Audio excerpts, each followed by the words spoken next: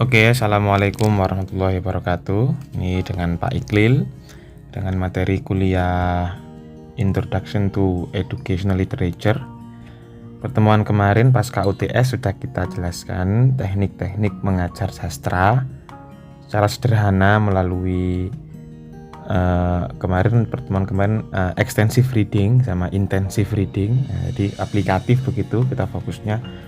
Kali ini juga sama, kita aplikatif, caranya teknik membaca yang benar itu seperti apa jika diimplementasikan di SMA atau SMP. Bahkan anak-anak kita nanti ya, kalau sudah kita sebelum tidur bacakan cerita itu bagaimana sih caranya, strateginya. Kali ini kita akan berkutat terkait question and answer relationship.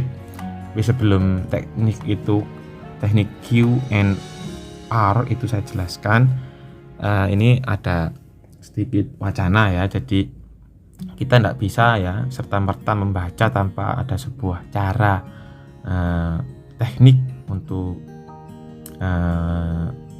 membaca. Jadi biar terarah, nggak boleh harus ada gurunya, ada rulesnya yang harus kita upayakan apa. Nah, ini ada karena apa, strategies in reading dan don't come naturally ya.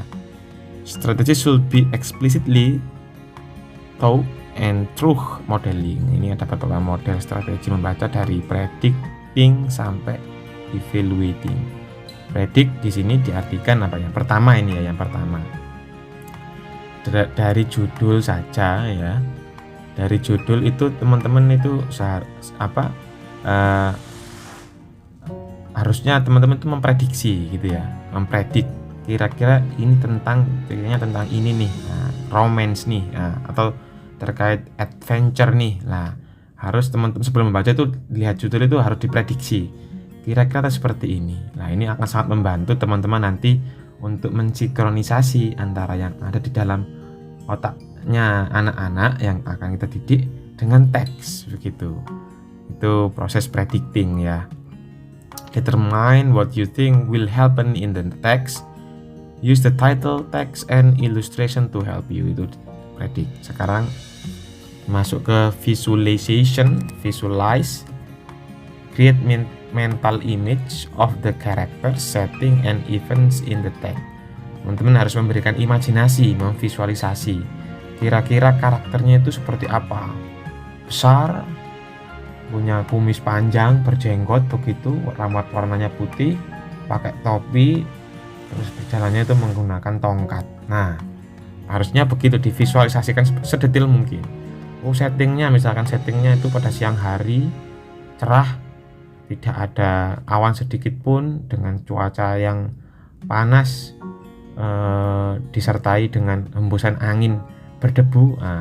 Misalkan seperti itu, harus divisualisasikan dan itu dilatih begitu. Nanti ini sangat membantu dalam proses membaca. Soal-soal nyata dan itu tidak jarang untuk dilupakan. Jadi ada penelitian long term, short term, sama working memories itu akan sangat membantu. Working memories prosesnya ya seperti ini, predicting, visualizing, sampai tadi itu evaluating. Yang ketiga, questioning. Stop and ask yourself questions to see if the text makes sense or not. Nah, read the text if you need more information. Reread. Jadi di sini itu memberikan pertanyaan-pertanyaan. What seems not logic in your opinion ya? Memberikan pertanyaan pada diri sendiri. Loh, kok bisa begini ya? Kok bisa begitu ya? Nah, begitu. Itu cara yang ketiga. Kalau perlu diulang-ulang gitu, tapi ulang-ulangnya kan tidak ada beban karena you are curious, penasaran terkait logik dan tidaknya sebuah karya sastra begitu. Nah, fokus kita kali ini yang kita masukkan itu nanti ya minggu depan itu connect. Di sini connect, di sini connecting, di sini nanti saya ajarkan di pertemuan berikutnya, yakni think about what you already know about the text. Find ways to relate the text to yourself, other text, and the world around you. Nah, di sini, ini minggu depan ini, make a connection di sini, detailnya minggu depan. Tadi saya jelaskan cukup berhubungan terkait hubungan antara yang saya baca dengan hubungannya dengan dirimu sendiri. Apa, ada kemiripan apa gitu, apa yang kamu rasakan apa dari karya sastra tersebut. Terus jangan-jangan ada ini kok mirip dengan Sangkuriang ya, ini Oedipus ini misalkan, contohnya Oedipus. Nah itu hubungan dengan teks yang lain. Bahkan bisa dihubungkan dengan ini kok seperti refleksi sosial ya, ada peristiwa sejarah di Indonesia yang mirip dengan seperti ini, misalkan kisahnya Kartini terkait novel-novel feminisme misalkan. Nah itu perlu juga connection, tapi detailnya nanti minggu depan. Terus yang ke berapa nih, selanjutnya identifying, determining the author's purpose, find the important details and the main idea and the themes of the text. Ya, tujuannya apa? Maksudnya itu istilahnya itu kalau cerita rakyat itu ya, atau folktale atau folklore, itu ada pesan-pesan yang tersembunyi yang diinginkan oleh penulis kepada kita. Pesan apa itu? Kita harus membuat maknanya apa gitu ya, apa sih istilahnya itu, fungsinya apa ini, untuk persuasi atau untuk ajakan untuk tidak buang sampah sembarangan dan lain-lain, begitu ya. Itu mengidentifikasi pesan yang tersirat, yang tidak, yang eksplisit begitu. Oke. Inferring, use clues in the text and your own knowledge to fill in the gaps and draw conclusion. Maksudnya bagaimana ini inferring ini? Use clues in the text and your own knowledge to fill in the gaps and draw conclusion. Misalkan seperti ini ya. Infer itu begini. Infer itu kita itu menghubungkan sebuah petunjuk ya yang ada di dalam teks atau karya sastra menjadi menjadi sebuah sumber pengetahuan yang kita pahami begitu. Ada kayak pola, pattern yang berupa simbol-simbol yang menjadikan kita itu lebih mudah memahami. Kalau ini agak mendalam, semakin ke bawah ini semakin sulit ya. Jadi nggak harus diterapkan semuanya. Khusus yang infer sama evaluate ini di sini tuh nanti saya ajarkan di next semester caranya mengapresiasi, mengkritik sebuah karya atau mengkritik sebuah karya sastra begitu. Ini agak mendalam ya, ada kayak pola atau pattern yang membentuk clues, dan clues itu jadikan sebuah pemahaman yang kita miliki. Contohnya seperti ini, saya jelaskan sedikit ya. Ketika kita memahami sebuah novel yang ada seperti bencana atau kiamat gitu ya, nah ini berarti masuk, kalau dalam karya sastra itu ada apocalypse atau bencana itu ya, doomsday gitu ya. Kayak karya sastra yang berhubungan dengan kiamat begitu. Ini berarti berseru terkait kita harus peduli lingkungan. Pola-polanya itu selalu diawali oleh bencana, apocalypse lah, seperti itu contoh saja. Yang terakhir, evaluation, think about the text as a whole and from opinions about what you read. Ya, kita mengevaluasi sebuah karya sastra secara keseluruhan. Dan kita memberi opini, memberikan sintesis menurut kita bagaimana. Ini yang paling sulit. Ini dilakukan oleh anak-anak S1 jadi sebuah karya skripsi atau tesis ya ini ya. Oke, itu yang strategi yang mengawali diskusi panjang kita kali ini. Dan kita fokus ke ini kalau di dunia pendidikan ya ada cognitive levels di taksonomi Bloom itu dari C1 sampai C8 sampai 9, sekarang semakin berkembang. Itu masuk ke ini aja, menemukan informasi eksplisit di dalam teks, menginterpretasi atau memahami informasi secara implisit, dan mengevaluasi bahkan merefleksikan dalam kehidupan nyata. Di sini itu kognitif ya, ada memahami, menirukan, yang terakhir kan mengevaluasi ya, yang C7 apa C9 itu. Nah, oke. Oh, maaf, ini kita ternyata bukan ke question and answer relationship ya. kita fokus ke connect ini di sini. Connect bagaimana kita, bukan minggu depan ya, sekarang kita bahas cara mengkonekkan antara teks dengan teks itu seperti apa. Ini ternyata hari ini ya, pertemuan kali ini. Nah, saya salah hari ya. Oke, salah materi di sini, tapi nggak apa-apa, sama saja dibolak-balik nggak apa. Ini tetap strategi ya. Kita akan mendetailkan, dan ini yang paling menarik menurut saya. Karena apa? Ini seperti mengkatrol gitu ya, mengkatrol, menghack, menghipnotis pikiran kita untuk tetap ingat, biar nggak lupaan cerita itu, biar tetap melekat. Nah, caranya bagaimana? Lah, ini making connection. There are four types ya, by Lois Rosenberg, termasuk ke reader response theory di sini. Jadi ini teks ini karya sastra, bisa cerpen, short stories, bisa novels, bisa films, macam-macam ya. Hubungkan karya sastra tersebut to self, ke dalam diri kita. Ya, terus to media, to the world, and to text itself. Ya, maksudnya bagaimana, kita jelaskan. Apa itu text connection? Jadi text connection was ya, making a connection.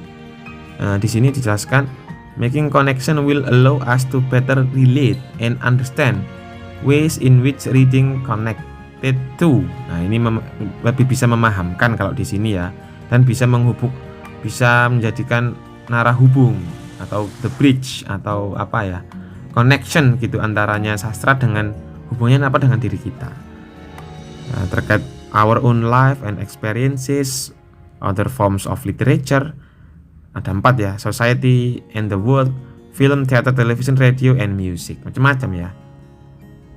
Making connection elicit critical thinking skill such as, ya ini membantu critical thinking kita masuk ke HOTS. Kalau teman-teman di dunia pendidikan nanti ada high order thinking skill HOTS gitu ya, yang wajib dipenuhi seorang guru. Ini nanti jadi orang guru perlu tahu ini hubungan sastra dengan pendidikan itu apa sih. Nah, ini comparing and contrasting, mengcompare dan memberikan perbandingan, mengcompare bedanya apa, samanya apa, begitu. Cause and effect, recalling, inferring, synthesizing, evaluating. Nah, kita masuk ke praktisnya. Apa itu text to text ya? Text to text ini yang pertama ya, TNT. Biar mudah difahami ya di sini. TNT. Apa itu? Text to text is making connections with other reading. Jadi kita memberikan mengcompare ya. Contoh lain selain Oedipus, tadi saya sudah menyebutkan Oedipus dengan Sang Kuryang, misalkan apa ya, yang terkenal itu ya, saya lupa judulnya, astagfirullah. Intinya pokoknya teks ini ternyata sama dengan other text di Indonesia. Misalkan di Brazil ada sebuah karya sastra atau film, loh ternyata kok sama dengan karyanya di Indonesia ya, begitu. Kok sama, padahal waktu, tempat berbeda, zaman juga berbeda, race, milieu, and momennya berbeda. Kok bisa sama? Lah, di sini perlu kita pertimbangkan, kita hubung-hubungkan gitu. Semakin banyak kita membaca, semakin nanti itu text to text itu semakin terjalin. Itu reader response di text to text. Yang kedua di sini text to self ya, TNS. Text to self involves students connecting what they read to their own lives. Jadi experience kita ketika membaca sebuah karya sastra, loh ini gue banget, ini sama dengan yang seperti yang saya rasakan gitu. Biasanya itu yang sering muncul dalam ketika kita membaca itu, representasi kita sekali ya, kan itu. Misalkan yang sering diremehkan, terus sering diolok-olok gitu ya, seperti novelnya Harry Potter itu lemah begitu, tapi dia itu struggle untuk melakukan yang terbaik. Itu caranya, oh ini menginspirasi nih, nanti saya diri saya sendiri, saya akan tetap berjuang gitu. inspiring banget. Nah, itu connecting to our life, itu text to self nih.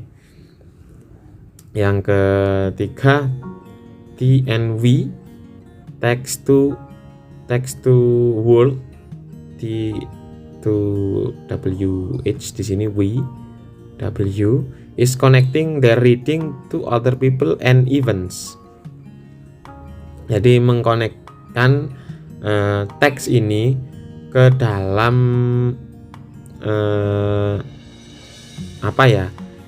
ke kehidupan sosial, ke dunia, nggak ya sosial ya, budaya, politik misalkan begitu. Yang terkenal kemarin kan terkait itu sosok inspirasinya Thailand ya, negara apa yang menunjukkan 3 jarinya ke langit gitu ya, tangan kiri ke langit, itu kan terinspirasi oleh mirip politiknya yang tiraninya di Mockingbird di novel.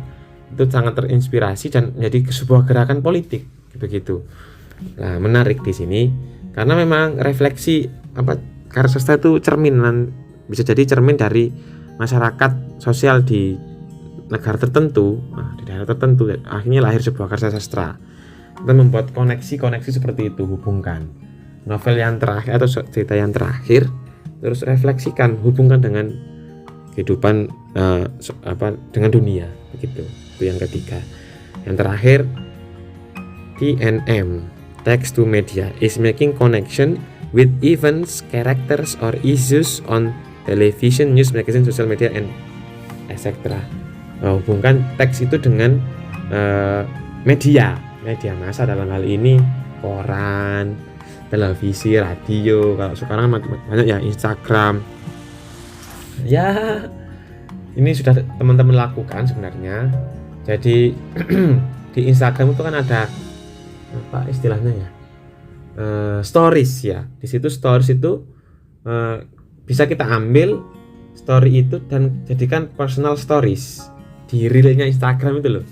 Nah, itu kan jangan-jangan memang storynya misalkan lagu kan masuk poem yang modern ya, ada puisi yang modern, jadi ada instrumentasi lagu di situ, antara blending antaranya puisi dengan seni musik gitu ya, masuk ke reel kan itu. Nah, seperti itu contohnya, hubungkan dengan media gitu, itu lebih menarik. Oke, move. Di sini connection improve comprehension. Jadi semakin kita itu memberikan connection antara teks itu komprehensif, kita lebih komprehensif memahami sebuah teks. Intinya seperti itu di sini. Terus bagaimana connection itu membantu kita? Nah, di sini yang pertama memberikan stimulus ya secara kognitif and thought skill. Semakin kita membaca, tentu kita itu akan semakin tadi sudah saya terangkan ya terkait high order thinking skill, HOTS gitu ya. Itu akan semakin terasah. Semakin terasah, kita semakin kreatif. Nah, di situ tidak hanya kognitif, tapi afektif juga. Di sini kan ada kalau di taksonomi Bloom itu kan ada kognitif, afektif, sama psikomotorik. Kognitif itu masuk ke di sini, afektif itu di sini feeling, terkait emotion, feeling itu kita semakin empati semakin tinggi gitu ya. Itu namanya masuk ke afektif. Dan juga creativity masuk ke psikomotorik. Kita lebih kreatif, di sini kurang satu. Nah, begitu ya, intinya seperti itulah. Nah, sangat membantu sekali dalam pembelajaran. Move. Ini contoh ya, cara menghubungkan text to text. Jadi kita kasih aja, how do the ideas in the text remind you of another text, story, book, songs, movie, dan lain-lain. Contoh pertanyaan seperti ini. What I just read reminds me of the story of Sangkuriang. Berarti kan seperti itu. Disuruh ngisi ini anak didiknya. The ideas in the text are similar to the ideas in. Nah, misalkan ceritanya Nabi Nuh itu sama dengan ceritanya yang populer di Nangro Aceh Darussalam, misalkan begitu. Karena ada banjirnya Pak, terus di karakternya di situ juga membuat membuat kapal besar sama Pak begitu. Nah itu konekkan dengan seperti itu. Ini contoh saja. Nanti ketika jadi guru, tanyakan hal ini kepada muridmu. Yang contoh yang kedua, text to self. How do the ideas in this text relate to your own life, ideas or experiences? Contoh soalnya seperti itu. What I just read reminds me of the time when I was child. Misalkan begitu. Contoh lagi misalkan cerita Golden Cucumber Timun Mas itu yang seorang anak yang baik hati, yang ramah dengan binatang, suka membersihkan halaman rumahnya yang seluas hutan itu disapu semua gitu. Ya, itu kok mirip dengan saya ketika saya kecil disuruh orang tua. Nah, misalkan begitu. Nah, dan itu penuh dengan makna ya. Afektifnya bagaimana Pak? Kalau kita ngomongkan afektif, tadi kan kognitif sudah ya. Afektifnya begini, teman-teman lihat itu di akhir-akhir cerita kan ketika diburu oleh raksasa itu kan yang tadi itu ya si Golden Cucumber itu kan di Timun Mas itu kan melempar bambu, akhirnya jadi bambunya itu jadi hutan bambu begitu. Terus ngelempar garam terus jadi lautan begitu kan. Nah, akhirnya terakhir melempar terasi ya jadi lumpur, kayak lumpur lapindo lah gitu. Maksudnya apa itu? Nah, maksudnya itu seorang wanita itu harus bisa memasak, minimal sambel lah, itu kan ada terasi, ada garam, ada bambu-bambu itu kan ulek-ulek gitu ya kalau dalam bahasa Jawa itu ya. Lah seperti itu syarat akan makna yang perlu dipahami oleh next Z generation gitu ya. Generasi Z harus tahu ini, penting ini. Oke, move to the third one, text to the world. Nah, apa ini caranya, gimana caranya? Pertanyaannya bagaimana? How do the ideas in this text relate to the larger world, past, present, or future? Nah, contoh seperti ini. What I just read make me think about the strategy, the letter of ibu siapa itu yang ibu kita Kartini. Nah, contohnya Charles Dickens membuat ini, ada novel namanya Charles Dickens itu reminds me of how the Ibu Pratiwi struggle about feminisme, equality in gender misalkan begitu, because surat-suratnya itu memuat unsur-unsur pertentangan terkait gender equality begitu, misalkan seperti itu ya. Seperti itu lebih luas lagi di sini. Yang terakhir, text to media. This reminds me of the movie. Jadi teks itu loh kok mirip dengan film ini. Misalkan apa ya?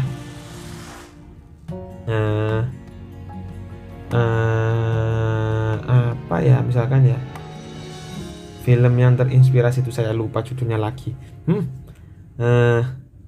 Pokoknya intinya samakan dengan media lah gitu. I heard about this story in the song of, misalkan begitu. Kok sama dengan lagunya ini? Gitu. Itu caranya mengajarkan anak-anak lebih bisa memahami dan tidak mudah lupa ya. Jadi intinya di dalam sebuah pembelajaran bahasa Inggris, sastra Inggris gitu ya, kita tidak boleh memberikan tes yang seperti yang diajarkan oleh guru-guru kita pada waktu kita SMA, tidak boleh. Jadi sastra itu sifatnya fleksibel untuk memunculkan the beauty of sastra. Esensi sastra itu bukan what is the main idea of the first paragraph in narrative folktale of Sangkuriang, nggak boleh seperti itu. Jadi unsur maknanya malah nanti akan ambiar.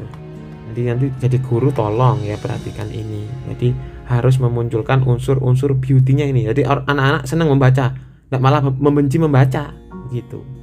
Ya seperti itu. untuk pertemuan kita kali ini. Oh, ada satu lagi. Nah, ini untuk calon-calon calon-calon parent ya, making connection in home reading.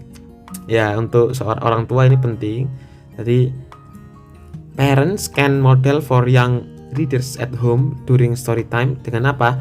Modeling is powerful instructional technique by showing the child books with several pictures which will engage even readers who struggle. Nah, jadi kita nggak boleh langsung memberikan anak-anak itu buku yang tebel-tebel gitu ya. Kemarin kan sudah saya ajarkan jari-jari itu, jadi kalau baca ekstensif itu 1-1 jari, jadi lebih mudah.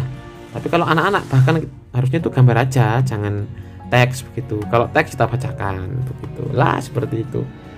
Semoga bermanfaat ya materinya Pak Iqbal hari ini.